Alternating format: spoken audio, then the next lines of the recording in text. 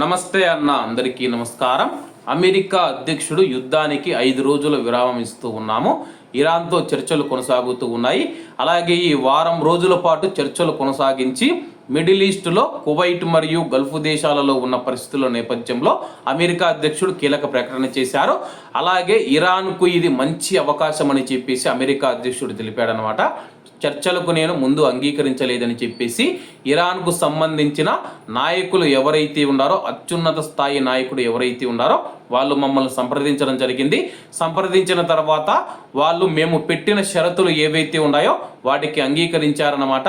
వాటికి అంగీకరించిన తర్వాత మాత్రమే మేము చర్చలకు అంగీకరించామని చెప్పేసి, లేకపోతే మేము ఇరాన్తో చర్చలు జరపకుండా యుద్ధాన్ని కొనసాగించే వారిమని చెప్పేసి అమెరికా అధ్యక్షుడు డొనాల్డ్ ట్రంప్ అయితే తెలుపుతూ ఉన్నారు. మరోపక్క ఇరాన్ మనం చూసుకుంటే కానీ మాతో ఇప్పటి వరకు సంప్రదింపులు లేవని చెబుతూ ఉన్నారన్నమాట.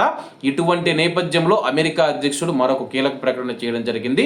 ప్రస్తుతం మేము చర్చలకు ఒప్పుకోలేదు, చర్చలకు ఒప్పుకునేందుకు ముందుకు వచ్చామని చెప్పేసి, ఇరాన్కు ఇది మంచి అవకాశం, కూర్చొని మాట్లాడుకొని ఈ యొక్క చర్చల ద్వారా మాత్రమే ఈ యొక్క యుద్ధాన్ని ముగియాలని చెప్పేసి, చర్చలకు రాకుండా అలాగే మాకేం సంబంధం లేదన్నట్టు పట్టనట్టు ఉంటే కానీ ఇరాన్ భారీ మూల్యం చెల్లించుకోవాల్సి వస్తుంది.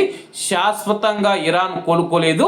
ఇప్పటికే మేము చేసిన దాడుల వల్ల 10 నుంచి 15 సంవత్సరాల పాటు ఇరాన్ కోలుకోలేదని చెప్పేసి, ఒకవేళ ఈ యొక్క చర్చలు విఫలమైతే కానీ ఈసారి మేము చేసే దాడులు ఇరాన్ శాశ్వతంగా కోలుకోలేదు. ఒక సిరియా కావచ్చు, ఆఫ్ఘనిస్తాన్ కావచ్చు, వాటి పరిస్థితులు ఎలా అయిపోయాయో అటువంటి పరిస్థితుల్లో ఇరాన్లో కూడా ఉంటాయని చెప్పేసి, అలాగే గాజా పరిస్థితి ఎలా అయిపోయిందో అటువంటి పరిస్థితులను ఇరాన్ ఎదుర్కోవాల్సి వస్తుందని చెప్పేసి అమెరికా హెచ్చరిస్తూ ఉంది. మరి ఇరాన్ ఏ విధంగా స్పందిస్తుందో వేచి చూడాల్సి ఉంది. కాబట్టి అందరూ బాగుండాలి, అందులో మనం ఉండాలి. అందరికీ నమస్తే అన్న, జై హింద్.